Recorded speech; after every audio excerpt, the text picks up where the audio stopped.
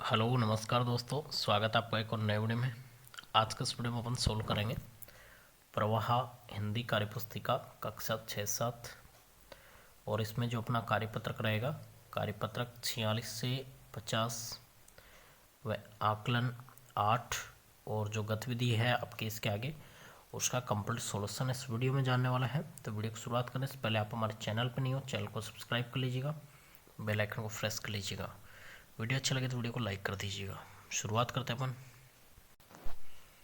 कार्यपत्रक 46 है, दक्षता रहेगी व्यवहारिक व्याकरण है, इकाई काल को समझ पाना।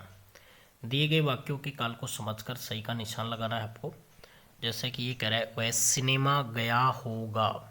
सिनेमा गया होगा मतलब ये हो गया आपका भूतकाल में होगा। उसके बाद में आपका कह रहा है तेज आंधी आई थी, तो भूतकाल हो गया। पिताजी भैया को पत्र लिखेंगे, भूतकाल। आरती पड़ रही है, वर्तमान काल। अगले माह हम लोग घूमने जाएंगे, तो भविष्य काल हो जाएगा। वाक्य को निर्देशानुसार बदलकर पुनः लिखना है आपको। जैसे भूतकाल है, वर्तमान काल तो वर्तमान काल है तो भूतकाल में बदलना है। क्या लिखेंगे? मोर नाच रहा है तो मोर नाच रहा था। आज आपने आज क्या खाया तो भूतकाल हो गया। कल आप खाने में क्या खाओगे तो भविष्य हो गया। उसके बाद में वह कॉलेज में पढ़ती है, भूतकाल है। उसके बाद में वर्तमान काल में हो जाएगा वह कॉलेज में पढ़ रही है। कल विद्यालय में छुट्टी है, भविष्य काल है।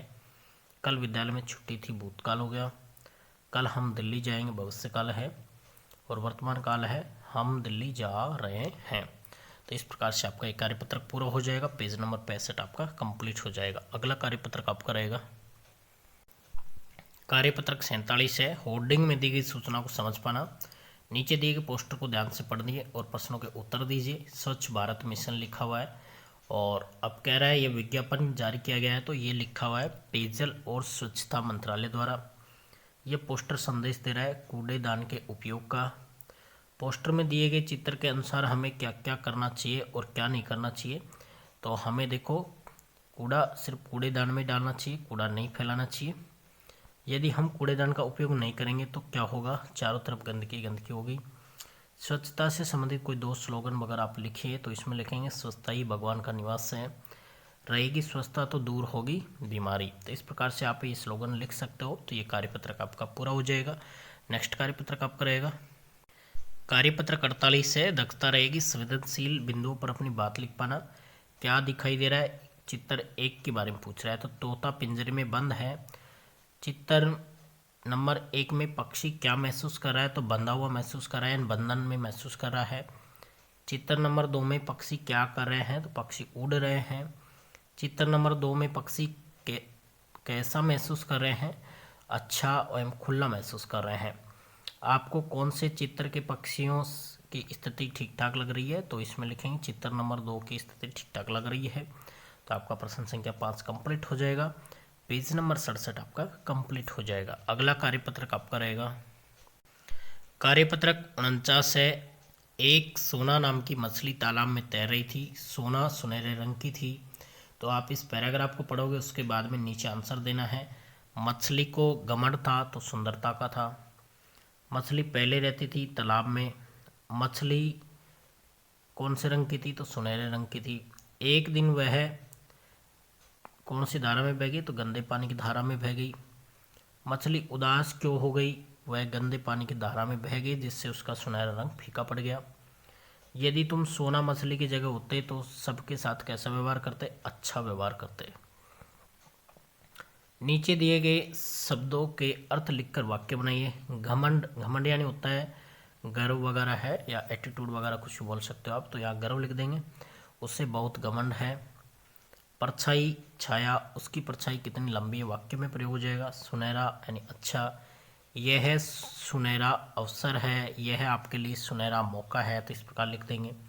धारा यानी होता है प्रवाह, पानी की धारा बह रही है। उदास यानी दुखी, वह बहुत उदास है। तो इस प्रकार से आपका प्रश्न संख्या 7 कंप्लीट हो जाएगा। ये कार्यपत्रक आपका पूरा हो जाएगा। अगला कार्यपत्रक आपका रहेगा कार्यपत्रक 50 है, एक गद्यांश दे रहा है, इसको आपको पढ़ना है फिर उत्तर देना है। मैं तो वही खिलौना लूँगा, मचल गया दीना का लाल। खेल रहा था जिसको लेकर राजकुमार उछाल उछाल, व्यथित हो उठी माँ बेचारी, था स्वर्ण निर्मित वह तो, खेल इसी से लाल नहीं राजा के घर यह घर भी यह तो, राजा के घर नहीं नहीं माँ तू मुझको बहकाती है, इस मिट्टी से खेलेगा क्या राजपुत्र तू ही कह तो, फेंक दिया मिट्टी में उसने मिट्टी का गुड्डा तत्काल। तो पहला करा है खिलौने के लिए मचल गया था, तो दीना का लाल मचल गया था। राजा के घर में किस तरह का खिलौना नहीं है, तो मिट्टी का खिलौना नहीं है।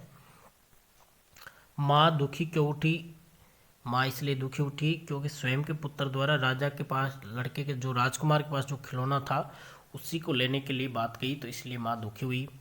राजपुत्र का अर्थ होता है राजा का पुत्र। इसी प्रकार पुत्र शब्द जोड़कर आप भी 3 शब्द और बनाइए, जैसे वन पुत्र, धरती पुत्र, गुरु पुत्र, तो इस प्रकार से बना देंगे अपन। उपयुक्त गद्यांश में से सर्वनाम शब्द छांट कर लिखिए, मैं, इससे, वही, तो, उसने। इस कविता में बच्चा माँ से नाराज हो रहा है, क्यों? बच्चा इसलिए नाराज हो रहा है मिट्टी के खिलौनों को सोने का खिलौना बताने पर, यानी माँ उसको सोने के खिलौने को मिट्टी का खिलौना बता रही थी, इसलिए बच्चा नाराज हो रहा है। प्रश्न संख्या 7 है, आपने भी कभी किसी वस्तु के लिए जिद की है तो उसके बारे में लिखिए। ये अपने बारे में लिख सकते हो सकता है अगर आपका ये सेम है तो इस प्रकार से लिख सकते हो, खिलौने की जिद की है, मैंने खिलौने की जिद की थी। इस प्रकार से कार्यपत्रक आपका कंप्लीट हो जाएगा। नेक्स्ट रहेगा आपका आकलन 8 है, और ये एक शेर और चूहा की जो कहानी थी उसके बारे में पैराग्राफ दे रखा है। नुकीला शब्द में सही मेल है, तो नुक प्लस इला, तो आपको नुक प्लस इला कह रहा है, तो नुकीला शब्द के लिए बोला है, तो इसमें आपको 2 नंबर सही रहेगा। उसके बाद में कह रहा है शिकार करने वाले को शिकारी कहते हैं, तो व्यापार करने वाले को व्यापारी कहेंगे। निम्नलिखित में से विलोम शब्द का सही विकल्प है, तो डर, निडर। डर को हम और किस नाम से जानते हैं? भय। इस कहानी का शीर्षक क्या हो सकता है? तो शेर और चूहा। शेर को चूहे पर गुस्सा क्यों आया? चूहे का शेर के ऊपर कूदने पर शेर को गुस्सा आ गया। दिए गए संयुक्त व्यंजन का प्रयोग करते हुए नए शब्द बनाइए, जैसे कर्म हो गया, शर्म हो गया, गर्म हो गया, प्रकार, प्रगति, प्रजा, पत्ती, रत्ता, गत्ता। फिर जैसे द्वार है तो यहाँ दीवार लिख दिया, द्वारा लिख दिया, और आप यहाँ पे दिक् सूचक यंत्र भी लिख सकते हो। शेर आज़ाद हो गया से क्या से, यानी जाल से बाहर आ गया, बंधन से मुक्त हो गया। किन किन जानवरों के दांत नुकीले होते हैं? तो चूहा है, बिल्ली है, कुत्ता है, इनके दांत नुकीले होते हैं। नीचे दिए गए शब्दों से सरल वाक्य बनाइए। गुफा है, शेर गुफा में सो रहा था। धन्यवाद, देखो ऊपर इसके आपके बिंदु लगा हुआ है, न की मात्रा है। उपहार देने के लिए धन्यवाद। उपकार है, परोपकार सबसे बड़ा उपकार है। तो इस प्रकार से आकलन 8 आपका कंप्लीट हो जाएगा। और अगला आपका जो रहेगा गतिविधि 4 है, इसमें आशु भाषण है, समय आपका 2 मिनट रहेगा। शीर्षक बिंदु की पर्ची। अब आपको क्या करना है, शिक्षक सभी विद्यार्थियों को कक्षा में खड़े होकर भाषण देने के लिए प्रेरित करेगा, और आप यहाँ से टॉपिक लोगे पेड़ों से लाभ, तो आप 2 मिनट में बताओगे पेड़ों के लाभ, जैसे पेड़ों से हमें लकड़ी मिलती है, गोंद मिलता है, फर्नीचर वगैरह मिलता है, ऑक्सीजन मिलती है, छाया मिलती है, तो इस प्रकार से बोल दोगे। उसके बाद में मेला है, तो मेले के बारे में आपने किसी कोई मेला देखा है, हम मेले में गए थे, वहाँ पे हमने आइसक्रीम खाई थी और झूले में झूले थे, तो इस प्रकार से आपको उसके बारे में बताना है। तो ये आप एक्टिविटी आपकी कंप्लीट हो जाएगी।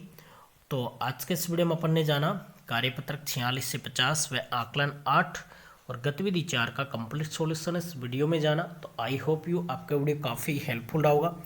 तो वीडियो को लाइक कर दीजिएगा, चैनल पर नहीं चैनल को सब्सक्राइब कर लीजिएगा। इससे पहले के कार्यपत्रक आपने नहीं देखे तो चैनल को विजिट कीजिएगा, और वीडियो अच्छा लगे तो अपने दोस्तों के साथ शेयर जरूर कर दीजिएगा। तो वीडियो को लास्ट तक देखने के लिए धन्यवाद। मिलते हैं को नए वीडियो के साथ, तब तक के लिए जय हिंद, वंदे मातरम।